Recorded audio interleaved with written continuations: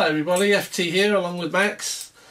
I'm not smoking anything today because my wife's got some guests in the house and one of them's a little girl. And I said I wouldn't smoke while she's in the house.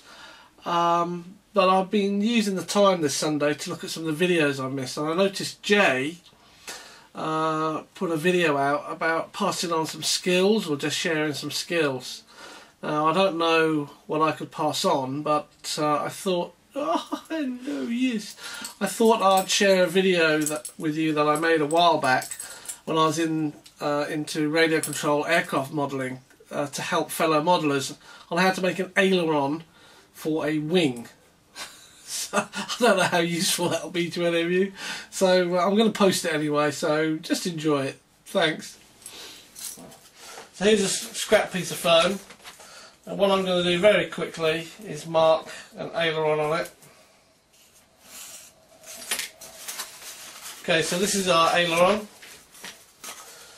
which is marked here. Using your steel rule, just cut out the aileron along the lines.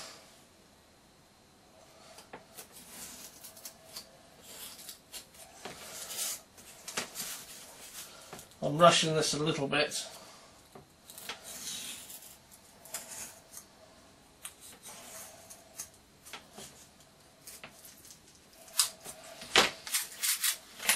So this is our wing, which is this piece, and this is our aileron, which is this piece. So now that you've cut them out, we know they fit together like this. So the first thing that I do is trim each side of the aileron, and I'm talking literally a blade's width, so it's a very thin trim either side, and that's basically just to give it enough space so when you put it back in, you've got a little bit of space either side, so it'll act as an aileron. Now what we need to do is put 45 degrees on the bottom of each, so it will hinge down as well as hinge up. And the way that's done is remembering what's top, put a steel rule over the top surface, and then with a sharp blade, hold it at 45 degrees against the steel rule and just slide all the way along to the right depth, and this will come away. And you would do that on this piece here. So the steel rule would go across the top, cut at 45 degree angles, and you end up with this piece cut out as it is here. And then we do exactly the same for the part that's the wing, making sure the top bit is on the top. Place a steel rule across the edge, and from cutout to cutout, insert your knife 45 degrees, and then just turn it over, cut down, and it should just come out. So there's a 45 degree on there, on the bottom side of your wing, which is this piece. So that would have been cut like this, with the knife in. The same here, these two bits go together. What I then do is position them how I want them, making sure there's an even gap either side. Then I use this hinge tape, and I use 3 or 4 pieces. The size is really irrelevant to start with, it just needs to be enough to go over both the aileron and the wing. And the way I do it is half over there, so you've got this half showing across the top, and you basically position your aileron how you want it with the gaps either side and stick that down.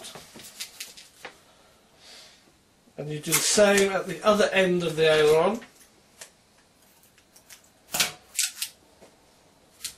Just a bit of hinge tape. If the wings are already on your aircraft and you're having to do this, you can see that it can be a bit awkward to hold them level. What I suggest you do is put them in a level position and put a pin in just to hold them shut, or to tape them here and here, because this is the edge you're interested in. You want this edge up nice and snug with a gap either side.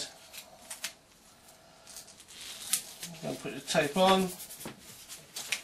And basically, I haven't finished it, but there's your wing and there's your aileron. It's free to come up and it's free to go down approximately 90 degrees. You'll never use that much, of course. You'd only use maybe this type of movement, ½ an inch either way. To finish this off, you'd put, depending how long it is, you'd put 2, 3, 4 more pieces of hinge tape.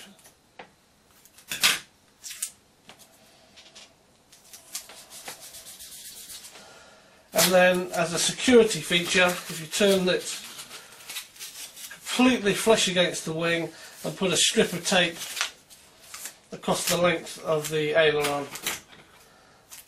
Now, I do this, but I don't do it the full length. So I'll just put a piece of tape in like this.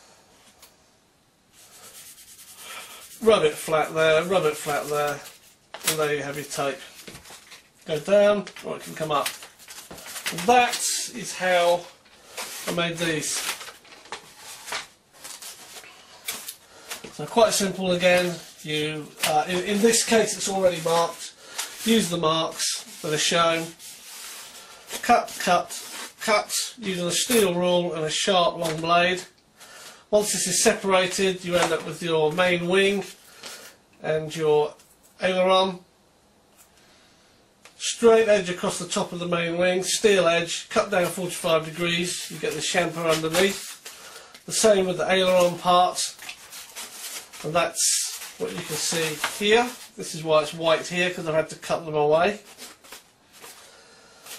You then place them together, and as you can see in this example, I've got 1, 2, 3, 4 pieces of tape on that.